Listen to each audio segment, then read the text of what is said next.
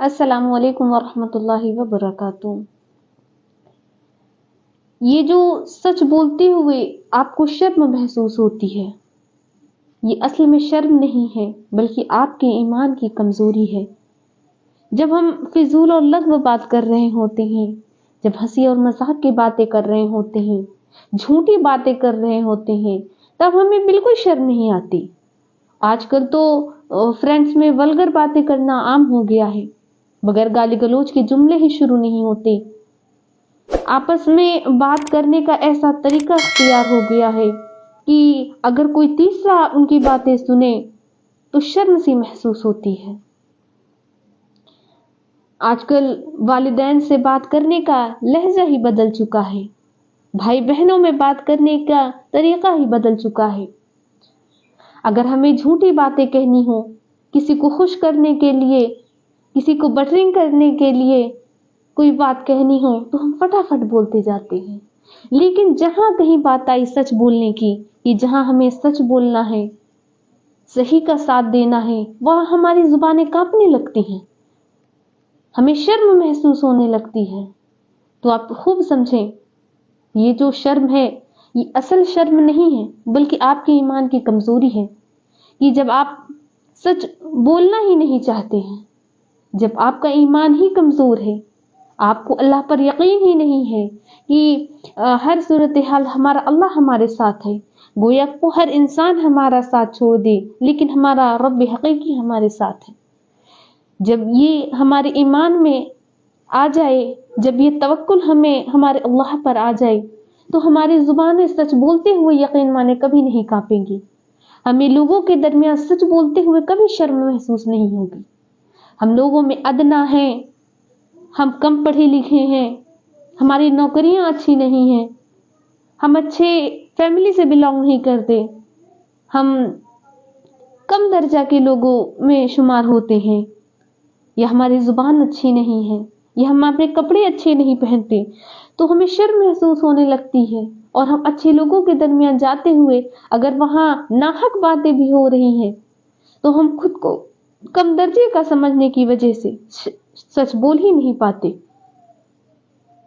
تو خوب سمجھیں کہ کبھی بھی سچ کا ساتھ نہ چھوڑیں، جو بات بولے درست بولے، سچ بولے، واضح طور پر بولے، صاف لفظوں میں بولے کہ سامنے والوں کو آپ کی بات اچھے سے سمجھ میں آ جائے۔ نفع نقصان کی پرواہ کیے بغیر حق کی بات کہنا سیکھ لیں۔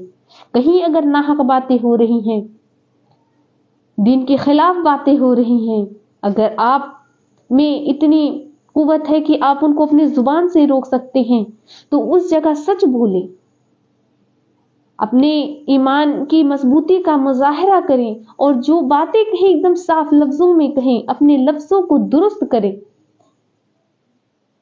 کسی بھی لالچ یا کسی بھی دباؤ کو اپنے اوپر اتنا حاوی نہ کریں کہ اللہ کی راہ میں سچ کہتے ہوئے آپ کی زبان میں ٹیڑھ پیدا ہو۔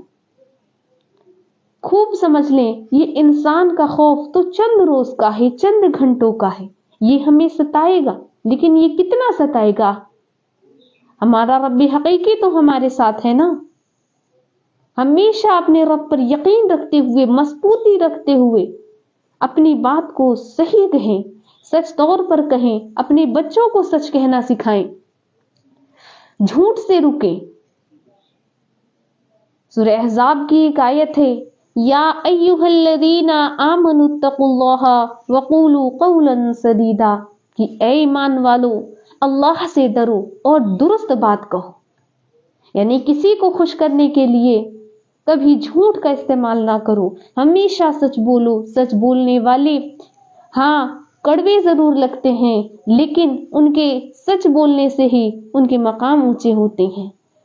کبھی لوگوں کو سچ کمتر لگتا ہے، سچ کی وجہ سے لوگ آپ کو جھڑک دیتے ہیں، لیکن یقین جانیں اگر آپ اس جھوٹ کی سجی سجائی بات کو پیش نہ کر کے سچے الفاظ میں اپنی بات پیش کریں گے تو آپ کو ایسا دلی سکون محسوس ہوگا۔ اور ایسا نہیں ہے کہ اس دنیا میں سب صرف جھوٹ کے خریدار ہیں، بہت سارے لوگ ہیں جو سچ کی عزت کرتے ہیں، سچ بولنے والوں کی عزت کرتے ہیں، ایمان والوں کی عزت کرتے ہیں، اللہ والوں کی عزت کرتے ہیں۔ किसी के डराने धमकाने में, किसी को खुश करने के लिए झूठ ना बोल, झूठ का रास्ता मत अख्तियार करें। खुद भी सच्चे और सीधे अल्फाज बोलना सीखें, अपने बच्चों को भी सच बोलना सिखाएं। आज तो बच्चे बोलना ही सीखते हैं कि उन्हें मजाक में भी झूठे झूठे अल्फाज सिखा दिए जाते हैं। जब आप अपने बच्चों को सीधा बोलना, सही तालीम देंगे, सच बोलने की तालीम देंगे, तो आप देखिएगा वो जिंदगी के हर मरहले में कामयाब होंगे।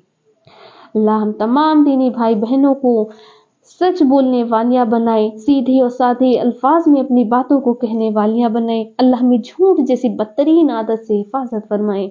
आमीन या रब्बुल आलमीन। जज़ाकुमुल्लाहु खैरन कसीरा।